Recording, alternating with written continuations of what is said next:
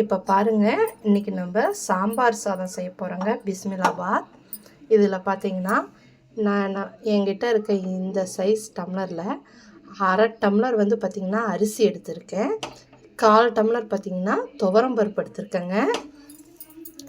அதே டம்ளரில் நீங்கள் பார்த்திங்கன்னா நான் 3.5 டம்ளர் தண்ணி இதுக்கு சேர்த்திக்கலான்னுட்டு அளவு எடுத்து வச்சுருக்கேங்க.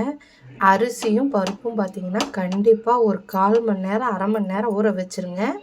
ஊற வச்சுட்டு நீங்கள் அதே டம்ளரில் நான் 3.5 டம்ளர் தண்ணி எடுத்துக்கிறேங்க. இப்போ பாருங்கள், 3.5 டம்ளர் தண்ணி எடுத்துக்கிட்டேன். இது கூட நம்ம பூண்டு ஒரு 5-6 பல், சின்ன வெங்காயம் ஒரு 10 வெங்காயம், பச்சை மிளகாய் ஒரு 3, தக்காளி 2ங்க சேர்த்துக்கலாம். இது கூடயே சீரகம் கொஞ்சம் சேர்த்துக்குங்க. அது கூடயே மிளகு ஒரு 4-5 சேர்த்துக்குங்க. இது கூடயே நம்ம மஞ்சத்தூள் சேர்த்திருக்கோங்க, சாம்பார் தூள் கொஞ்சம் சேர்த்திருக்கோம், கொஞ்சம் பெருங்காயத்தூள் கொஞ்சம் சேர்த்திக்கலாங்க.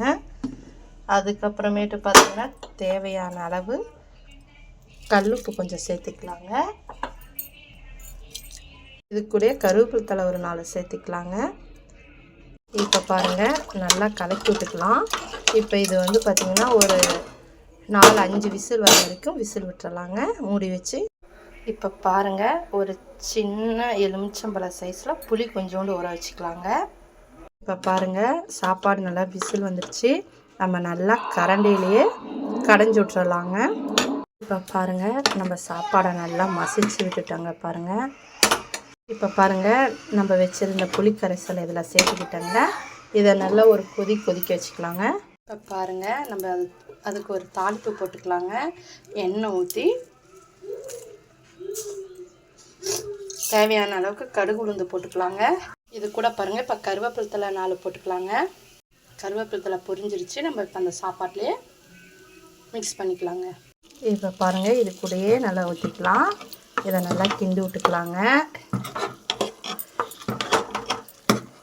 இப்போ பாருங்கள், கொத்தமல்லி தழை 4 தூவிக்கிட்டேங்க. இது கூடயே வெந்தயத்தூள் கொஞ்சம் சேர்த்துக்குங்க.